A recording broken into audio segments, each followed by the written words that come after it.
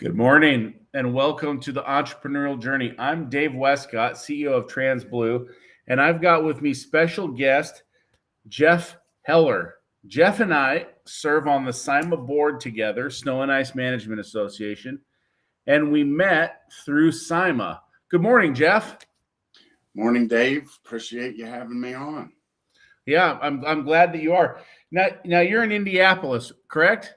I am. And you're a big NASCAR fan, right? Or you are a NASCAR fan. I am a NASCAR fan. I am an IndyCar fan. You know, we're the home to the greatest spectacle in racing here. That's good, man. That's good. I was at the NASCAR show in Chicago, the street race. Yeah, I saw your post on that. That looked exciting. So let me tell you a little story about that before we get kicked off, before we get anything too serious, before we get too businessy here. So I don't know if you noticed, but I broke my ankle. I know I did. Okay. So I break my ankle like 3 days before I'm going to the NASCAR race. And I'm like, dude, I can't miss this NASCAR race. And my son's going and I want him to be into manly car stuff. And so I'm like, we got to do this.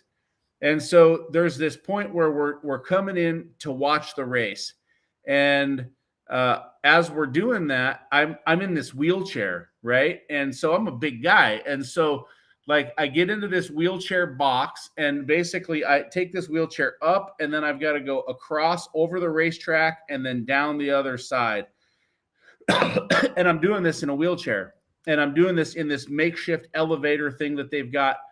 And so it's basically I get enclosed into this box and I'm enclosed in this box. My feet are touching the front. The back of the wheelchair is touching the back. I can't move my arms inside. If you are claustrophobic, this is not the space for you. So they lift me up and I go up maybe 15 feet in the air. I've got to get out, wheel myself forward, wheel myself into another box, make sure both gates close behind me. And then they lift me up again. And now the racetrack is got these big concrete cylinders that the cars can crash into that kind of, keep them from hitting the fans or whatnot. And then they've got this big fence that looks like something out of Jurassic Park. And so there's this piece where I'm sitting right over top of that fence. Like my wheelchair box is straddling the top of the fence. Okay. And I'm up on top of there and my wheelchair and my elevator breaks down. And the NASCAR people are panicking. Oh my God, this guy's over the track. We got to get this. And I'm like, I'm freaking out because they're freaking out, right? We're all freaking out. And now what happens is the cars come, whoom, whoom, whoom, and they're right below me. Well, there's a turn that they're coming right out of. And I'm thinking, oh my God, they're going to come out of this turn. They're going to crash. Somebody's going to hit me. I'm literally thinking in my head, I wonder if I could die in this particular situation. I don't think I could have, but the thought was definitely there. And I was broke down, my friend, I said 20 minutes. My friend Paul, who was there, said it was 25.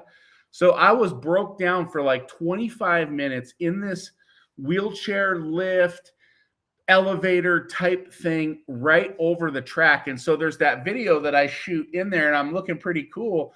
And the cars are whipping right around me and I'm watching the show in reverse. But that was my NASCAR experience. Well, I'll never forget it. I'd say you won't forget it. It was wild, man. It was wild. It would be exhilarating and petrifying all at the same time. Yeah, it's a little bit crazy, man. So anyways, we're not here to do all that, but I just thought I'd share that with you. So tell us a little bit about you. You own your own business. Tell us about your business, how you got started. What did that look like for you? Well, I came into the commercial maintenance industry in 2005, had no background in it. My background was transferable to the industry because I've always been in account management roles. So was used to juggling a lot of balls in the air at one time. And when I came in 2005, I was working for a national maintenance company that worked with just strictly big box retail customers. And I ran their operations here in Indiana, basically 3/4 of the state of Indiana up into Chicago and southwestern Michigan, Okay. and had total responsibility for P&L, sales, operations. I did have an operations manager that worked with me at the time, and we grew our area. When I came in, it was doing about $1.5 million in revenue, and when I left, we were just shy of 5 million. Wow. So that ultimately gave me the confidence to think that I could replicate something close to it and build it myself. So when I left them, I had a non-compete that I honored. I ran snow operations for a local landscaping company here. And then in late fall of 2012, I went out on my own and formed Innovative Maintenance Solutions, and figured out real quick that there was a lot I did not know about running a business. And so I've spent the next 10 years trying to figure all that out. So I'm still head above water. So I guess I was probably a combination of luck and skill. I've managed to survive. That's pretty cool. So you're a perfect fit for the entrepreneurial journey. And Innovative Maintenance Solutions does what today? We are a commercial maintenance company. What is unusual about us is I am the only employee of the company. I built this myself. I did have a business partner the first couple of years that ended up buying out, and I've been on my own since. It was an amicable parting for both of us, so that was good. We do everything commercial maintenance.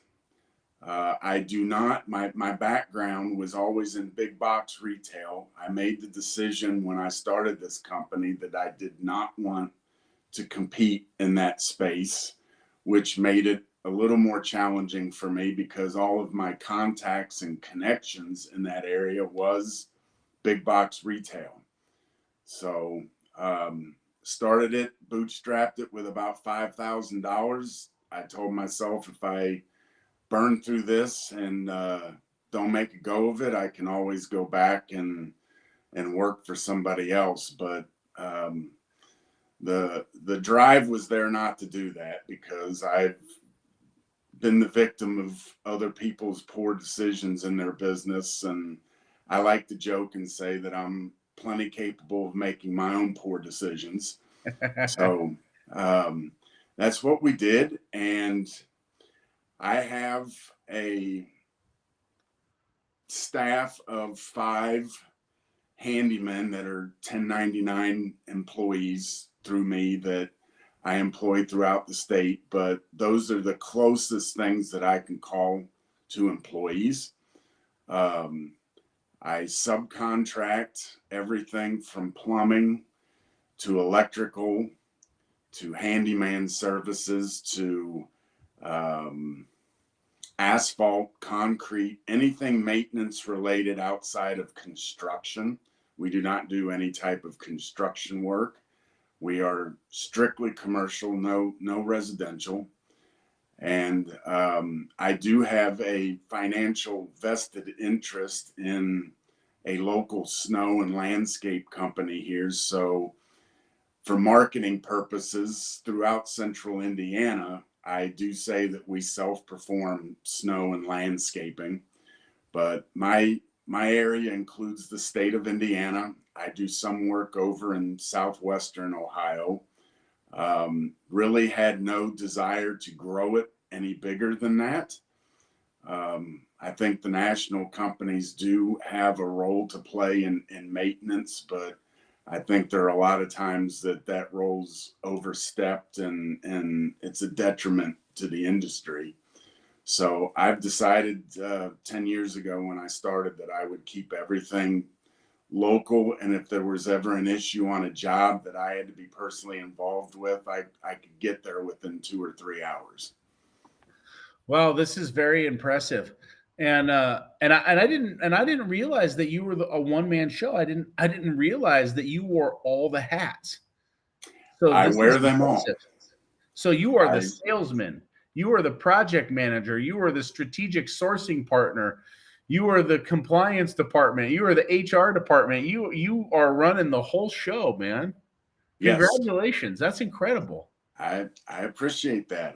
It has its advantages and disadvantages. Being able to grow rapidly is a disadvantage when you're a one man shop, but we're able to manage the growth pretty good with the landscaping and snow side because of that financially vested interest that I have. I'm really not involved in their day to day operations, but I'm fairly heavily involved on the business side of the business. So, but yeah, I stay busy. I believe it, man. I believe it. Well, that's really, really, really impressive. And I like what you say about being local. I think that that's an awesome thing, right? I think that things do get lost in translation on the national side of business. I think it's tough, and I've got my own thoughts to that. But I think of it like building a house. You know, the house that you live in, unless you built it yourself, probably was built by a series of subcontractors, Yep. and there was probably a dirt work guy and probably a utility guy and probably a concrete guy and a framer and a sheetrocker and a painter and a roofer and an electrician and a plumber. And that's how that happened. And so subcontracting is in every piece of every hotel you look at, every building you look at, everywhere you go, everything was built through subcontracting. But what happens in the snow and landscaping industry with a national company, I think this is a great thing, is one, what are they doing? They're going in for these really low prices. And Yep. then they're putting that burden down on the local subcontractor. And then they have so many different, service platforms that make it, reporting platforms like, hey, I need a picture of this, a picture of this, log into this. If you don't log into this, I'm not doing this. Like, we've taken this idea of, hey, it's a beer and a handshake and here's my proposal and I'm doing the work, out of the business, and we've made it so complex that the local guy in the field, he's going to struggle, and Exactly. And he's going to get taken advantage of. exactly. And the message has now become, we don't trust you, so we're going to put all of these things in place so you're dotting every I and crossing every T, and we're not spending a dime more than we have to. Yep. Now, I work with an aggregator, and I work with a few of them, and I work with a guy out of the Midwest, and I've worked with him for 9, 10 years. And Mhm. I do a few $1 million worth of business for him. But I'll tell you what, this guy, salt of the earth. And he's a big national company. But I love working for him. I love working for him. I love working for him. And this year, he got into a financial pickle. And he calls me up and he says, "Hey man, I've got your money. Do you need it?" Well, obviously I need my money, you know what I mean? I did the work. But he's like, "Hey man, is there any way you can float me 30 days?" And he's like, "I've got some other contracts. I've got another account that pays on 60-day terms. And, I've got some other subs that just really, they die for the money. They really need the money. I'd love to get them paid. I'll throw a little extra on your payment, but can I be 30 days late?" And my Mhm. response was, "Yeah, that's fine with me. Let's be a good partnership. Let's build a good relationship." And I think that so often gets missed in the aggregated model. Like, it's like, listen, I don't have to do any reporting. I don't have to do any work orders with him. All I have to do is send him a bill in an Excel spreadsheet at the end of the Mhm. month, and I get my money in about 30 days. Mhm. And he takes care of everything else for me. And that relationship is awesome. And then I Yes. worked with Ferrandino and Sons like 3 or 4 years ago, taking care of Safeway Albertsons, and they stiffed me for $70,000, right? and we got the work order signed. We got it done. So like there's those two extremes to the industry. And I think everything is built with a subcontracted model in the construction industry, but it depends on, I think, the company values. I think it depends on what the company stands for. And I think it goes to how they build relationships with the partners that they work in. And I think whether it's local or national, it's all about relationship. Because like you said, you're running a really tight ship. You can be anywhere in 2 or 3 hours. And I think that that's an awesome thing. But I think like for me, I would never want to lose this guy as a customer. I mean, Right. you know what I mean? Like I love working for this guy. And if he loses the account, I'm going to be depressed. You know what I mean? So I'm going to bust my butt for him. But he's an aggregator. And at the end of the day, like everybody, oh, this is the worst guy. No, man, this guy is phenomenal. I love working for this guy. He understands the concept in the aggregating business that makes you successful, and that's take care of the boots on the ground that are doing the work for you. Boom. I love that. I love that. At our business, we institute what's called the VIP promise. Very important partner. Take care of the people on the ground. Take care of the subcontractor. Anyways, we rabbit holed a little bit there, but that's important in the aggregating model. So I love what you're building. I love what you're doing. It sounds really exciting. So you've been doing this 10 years now. Innovative maintenance solutions. So if anybody's checking this out and they're, in the indie market, check out Innovative Maintenance Solutions. Give them a call. They'll take care of all your needs, snow removal, landscaping, maintenance. That's pretty awesome stuff. Building your business, I'm guessing that you've had some good times, bad times, in between times. What's 1 or 2 tips for anybody who's just starting out their business that is absolutely critical that they have to latch onto, that they have to nail right out of the gate? Be very mindful of your financials. It's not as much of a problem today because I've been established for 10 years, but in the beginning, cash flow it's a roller coaster. There were weeks that I would start on Monday with literally $125,000 in the bank, and I would end Friday with about $2,500 in the bank. And it takes a certain mindset to be able to continue to persevere and press on when you see your bank account dipping and diving and expanding the way it does when you first start in business. So be very mindful of your financials would probably be the biggest tip I could give somebody starting out. I think that's absolutely awesome. And the topic for today is financial literacy. I mean, it took us 18 minutes to get here, but at the end of the day, it looks like we're going to get to financial literacy. And this is so important because what we find is that most guys cannot, right? Most guys cannot read a P&L. Most guys cannot read a balance sheet. Most guys are trusting paying their bills, running their finances through somebody else. They're saying somebody's going to take care of this for me. Somebody's going to watch it for me.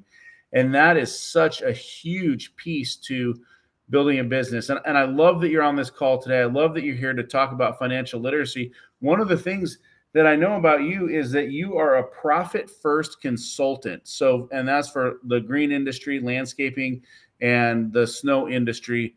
And so talk to us a little bit about what it means to be profit first. What, if someone, is struggling with financial literacy, if they don't know how to read a P&L, if they don't know what a balance sheet is, if they don't know what a current ratio is, what is it that you're teaching? Why should they come to you? Why would they work with you? What are you going to do to elevate their game? Well, first off, the concept of profit first is directing a percentage of all of your sales directly to profit before taking money out to pay your expenses. Purely financial people would look at this as an accounting method, but I think it's more of a mentality as much as it is an accounting method, which is where people struggle. It's developing that mentality to put profit first. You know, a lot of people think profit's a bad word. It means you're greedy, and Yeah. and that's furthest from the case.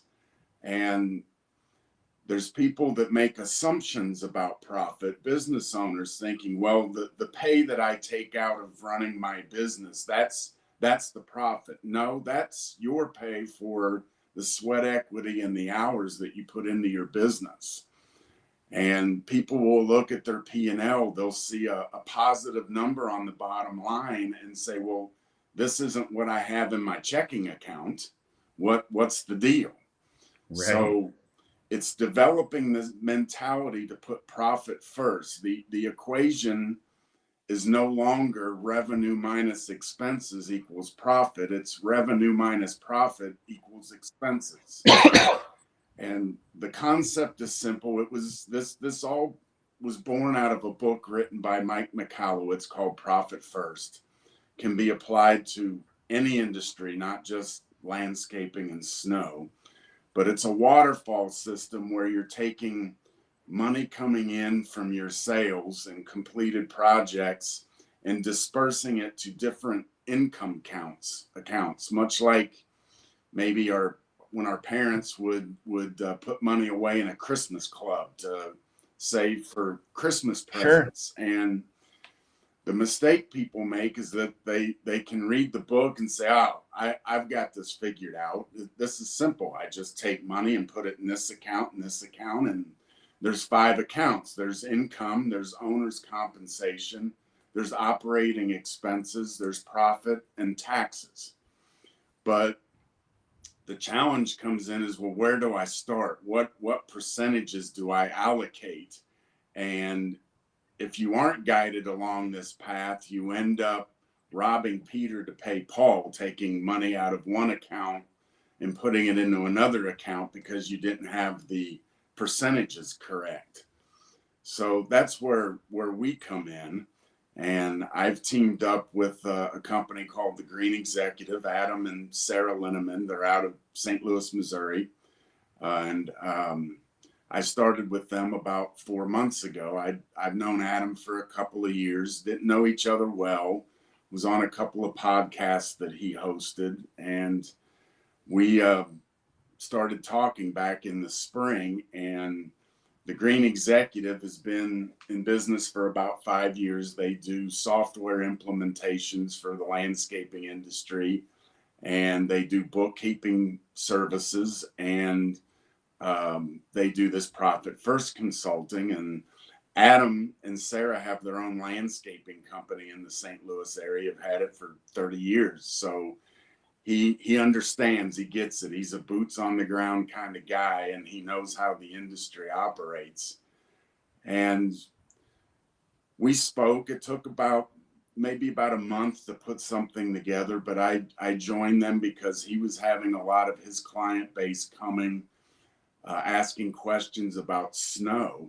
And Profit First, it's basically general business coaching. I mean, it branches out into other areas. We can be talking to somebody about applying the Profit First program in their business, and then it branches out to maybe snow contracts, sales. What's the best way to approach customers to get their snow business, operations. So it opens up a whole lot of different opportunities for us to help other businesses, which this is what it was all born out of, just to help other businesses understand their financials and make sure that the sweat equity and the time and effort that they've put into building their businesses pays dividends for them, not only while they're in the business, but when they also go to sell it. I love what you're doing. It's absolute. I mean, I think it's so exciting. I love the different buckets and the different bank accounts. And just for the folks that are listening in on the call, you've got income, owner profit or owner equity, operating expenses, profit, and taxes. That's what I wrote down. Is that correct? And so basically, essentially, you're setting up bank accounts and you're dropping percentages of money into these accounts, and you're doing it in such a way like they can read the book, they can learn it, but when they come and coach with you, when they sign up with you, you're walking them through probably a scenario of questions and information, and you're helping them allocate, well, how much money goes to profit now and how much money goes to income. And I'm guessing that there's some estimating techniques that are increasing the price of sales because if they're not selling for the right amount, then they're not going to be profitable. So you're coaching them. So not only are you talking profit first, but like you said, you're also a business exactly. coach. That's where it branches out in the general business coaching, and work with a lot of young people just getting started. We're teaching them the difference between profit margin and markup, and teaching them these basic. What is that? What is that margin versus markup? How do you explain that? Well, we tell them, if you were selling a product, say for, you want to sell it for, it cost you $50 and you want to sell it for $80, there's a markup of $30, which roughly equates to 60%. But when you're looking at doing it by margins, you're subtracting out the whole cost of bringing that product or service to the market. So if you take that same scenario with the 80, the 50, and the $30, and you put that into a profit margin equation, that's a 37.5% profit margin. And it's just getting them to understand the difference so that they're neither overpricing or underpricing the service that they're trying to bring to their market. That is, you know what? I love what you're building. I've said it a few times, but I meet so many young professionals in the landscape industry. And what I find is that a lot of the guys in the landscape industry, they're young, they're great blue collar, they can mow perfect lines, they can get those beds weeded like nobody's business. The shrubs look like something out of Jurassic Park. I mean, they're building this great thing, but they don't understand cash flow. They don't understand money management. And I'm a part of all sorts of these groups on Facebook and LinkedIn, and some of these groups have over 100,000 people in them. And when you look at some of these groups, the number one question that's always come up is, how do I bid this? What should I charge for this? What should I charge for this? What is this? What would you guys charge for this? You see that on continual. It doesn't matter if it's landscaping, asphalt, pavers, snow removal. Like, they're all trying to figure out what to charge. And then, you look at it and you get a lot of snotty answers and you get a lot of good answers, but you get a good segment that's kind of right in the middle, and there's people who are just going to tell you. But what happens is, if you ask me, hey, what are you going to charge to apply mulch to a Lowe's store or something like that? Like, well, there's a lot of variations that go into that. You know what I mean? There's a lot of things we got to learn and understand and know. And so I guess with the profit first, what you're doing is you're breaking that down and you're creating some systems that are enabling them to understand what to charge the client so that they can be profitable. Is that an accurate depiction of what you're doing? That is exactly it. It's about making profit a habit, not an event. I love that. That's great. That's a great word, man. Making habit. I love that. Can you say that one more time for me? Profit first is about making profit a habit, not an event. Yeah, I love that, man. I love that. That's pretty awesome. So, okay, so we're in this system and they're getting hooked up. And how long does it take them to really kind of get this once they're working with you? We ask that they commit to a 12-month time frame with us to go through building the system in a slow, methodical way that they understand exactly what's going on. And then also to be able to answer any questions, work them through any scenarios that they need help with. Like I said, this ends up branching out into other areas of their business, sales and contracts and things of that nature, where they typically come and, well, what about this? Well, how should I, what percentage of fixed costs versus time and materials versus per event versus per inch contract should I have in my business for snow? And these are all just offshoots of that profit first conversation. So they are certainly allowed to continue on after 12 months, but we ask for a 12-month commitment up front from them to do this in a proper way. That's awesome, man. I love that. So, okay. So, and if somebody is interested in profit first, if they're interested in increasing their financial literacy, if they're interested in taking their business to the next level, because let's bring this thing first full circle. I said, hey, what's the number one thing you got to know in business? You said, be mindful of your financials. It's like an ever ebbing roller coaster. Sometimes there's $2,500 in the bank. Sometimes there's $125,000 in the bank. You got to have grit and perseverance to push through it. So being a profit first professional really enables them to understand their finances, understand their P&L and their balance sheet. So if someone listening on this call, if they want to get profit first, if they want to take it to the next level, if they really want to grow their business, how do they get in touch with you? For profit first, they can visit the website for The Green Executive. You can just Google that. Website will come up. If you want to get in touch with me directly, I can be reached at jeff@thegreenexecutive.com. Awesome. Listen, take this guy up on it. He's a serious man, and he's doing great business. And I'm so privileged that he was been able to be on our call today and share about this. Jeff, as we bring this thing in for a landing, what final tip would you leave for any of our listeners here today when we're talking about financial literacy?